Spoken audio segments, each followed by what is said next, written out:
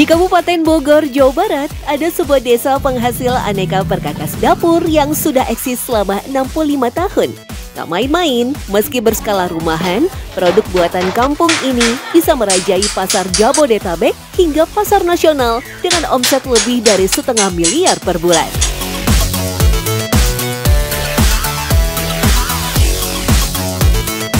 Nah, tapi kalau menjelang bulan puasa dan juga lebaran, biasanya ada satu barang yang dianggap pusaka dan juga andalan dari ibu-ibu. Sederhana sih, tapi fungsional banget. Nah, ini nih biasanya. Namanya oven. Kotak seperti ini, sederhana. Nanti pasangannya itu loyang. Nah, ini biasanya untuk pembuatan kue-kue kering atau nastar. Harganya murah meriah, tapi saya penasaran sih. Sebenarnya di Cawang ini banyak yang jual oven. Pusatnya kira-kira di mana ya? Nanti kita akan cari tahu ke pedagangnya. Oven dan loyang memang menjadi barang yang paling laris di bulan Ramadan untuk persiapan kue lebaran. Perkakas dapur favorit emak-emak kini mulai bermunculan di lapak-lapak pedagang perabotan. Uniknya, dari sekian banyak jenis oven yang beredar di pasaran, justru oven tangkring alias oven kompor berbahan kaleng aluminium yang tetap paling dicari dan laris terjual. Pusatnya di mana sih Bang? Kalau ini misalnya saya mau tahu. Saya ada bengkel kecil-kecilan tuh di Citerep, di Bogor. Di Bogor ya? Itu banyak ya nanti pembuatannya, prosesnya lengkap. Satu desa. Satu desa? Bikin ini semua?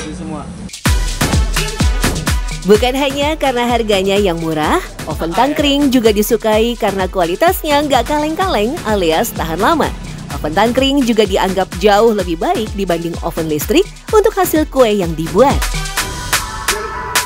Kan lebih awet, kuenya lebih enak, lebih higienis lah gitu. Iya beda, nggak kayak yang di listrik itu, oven listrik itu beda ini mah. Di bawahnya juga enteng, harganya terjangkau, kue pun jadi wanginya alami gitu, wanginya iya enak, renyah banyak yang pakai juga alhamdulillah. Berbekal informasi dari para pedagang, kami mendatangi Desa Pasir Mukti, Kecamatan Citerep yang disebut sebagai sentra pembuatan oven terbesar se-Jabodetabek. Mayoritas warganya berprofesi sebagai pengrajin perkakas dapur. Namanya Kampung Kaleng. Nama ini melekat lantaran warga setempat menyebut aluminium dan stainless yang menjadi bahan utama pembuatan oven adalah kaleng. Tak main-main, ratusan oven diproduksi di tempat ini dengan omset lebih dari 1,5 miliar rupiah per bulan. Itu sudah ada sejak tahun 60-an. Dulu beliau itu memproduksi kompor minyak. Nah, setelah kompensasi minyak ke gas, akhirnya mereka itu beralih, berinovasi, bikin produk apa yang sekiranya dihasilkan dari bahan bakar gas itu tadi. Melewati sebuah gapura besar bertuliskan Pusat Kerajinan Kaleng Rancage, kami melihat setiap teras rumah disulap menjadi bengkel produksi pembuatan aneka barang berbahan plat seng anti karat. Kebetulan, bulan ini pengrajin sedang kebanjiran pesanan oven dan loyang kue berbagai bentuk dan ukuran. Uniknya, meski hasil karya warga Kampung Kaleng terbilang berkualitas, ternyata keahlian yang dimiliki bukan dari pendidikan formal, melainkan hanya mengandalkan keterampilan tangan saja. Nah, ketika memang kompor sudah tidak laku, mereka berinovasi, sebetulnya sempat collab tuh beberapa bulan gitu kan, artinya masih bingung mau bikin produk apa turunannya gitu kan, produk ini. Alhamdulillah mereka itu tadi karena punya keterampilan, punya keahlian di bidang kaleng, banyak produk-produk yang dihasilkan sebagai turunannya. Mereka punya keahlian, punya inovasi gitu kan, untuk memproduksi barang-barang yang bisa menghasilkan uang lah gitu bahasanya. Lalu, apa sebenarnya rahasia di balik keunggulan oven tangkring hingga bisa bersaing di tengah industri perkakas modern? Ternyata rahasianya adalah mereka selalu menjaga kualitas dengan menggunakan bahan baku terbaik yang aman digunakan untuk membuat makanan. Selain itu juga ada kesabaran dan ketekunan dalam setiap pengerjaan. Maklum saja, hampir 80% proses pembuatan oven tangkring masih dikerjakan secara manual alias tanpa bantuan mesin.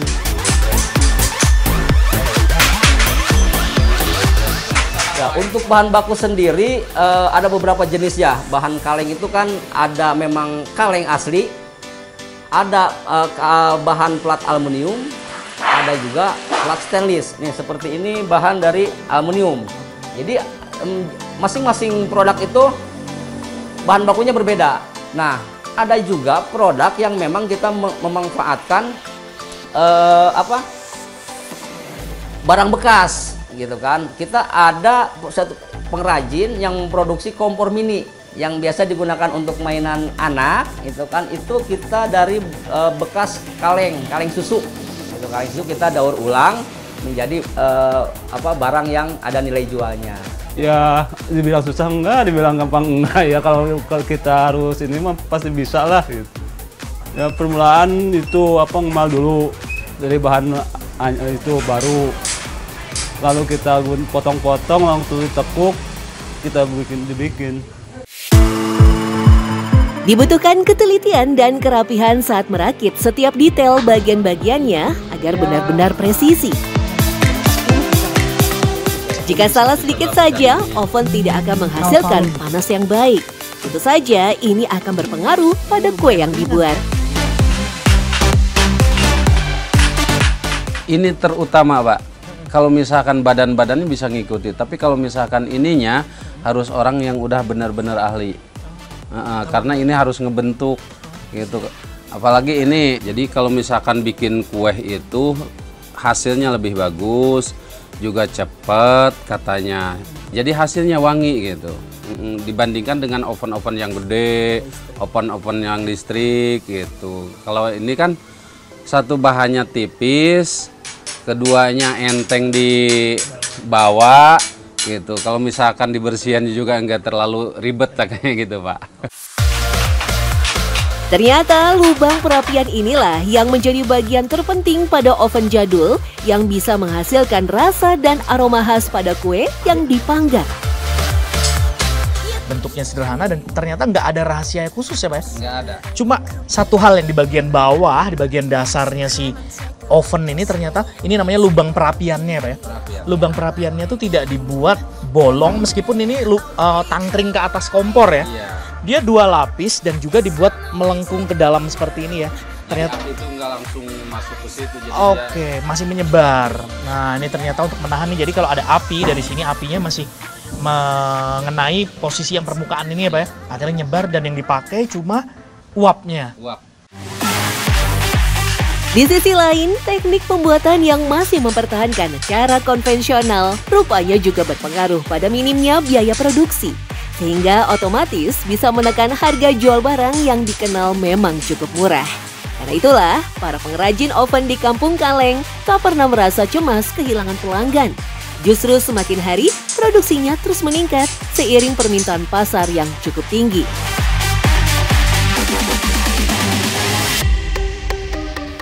Seperti di momen jelang Lebaran dan Natal, penjualan oven tangkring bisa meningkat tajam sampai 3 kali lipat dari hari biasa.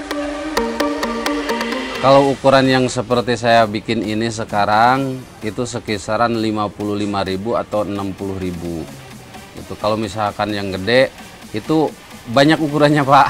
Dulu sebelum persaingan harga, itu bisa nyampe 170.000. harganya. Tapi sekarang udah persaingan harga, terlalu banyak yang masuk, sekarang 80 atau 90.000. Dulu para pengrajin Kampung Kaleng tidak sekompak sekarang. Warga desa Pasir Mukti yang sudah sejak tahun 60-an memproduksi perkakas dapur terlibat persaingan tak sehat selama bertahun-tahun. Nah, semakin banyak pengrajin, ya otomatis semakin banyak persaingan. Nah, kita dengan tetangga saja bisa bersaing untuk merebut pasar di luar sana gitu kan. Hingga pada 2012, sentra pembuatan perkakas dapur di Kecamatan Citerep, Bogor resmi berjalan di bawah naungan koperasi dan menyandang nama Kampung Kaleng.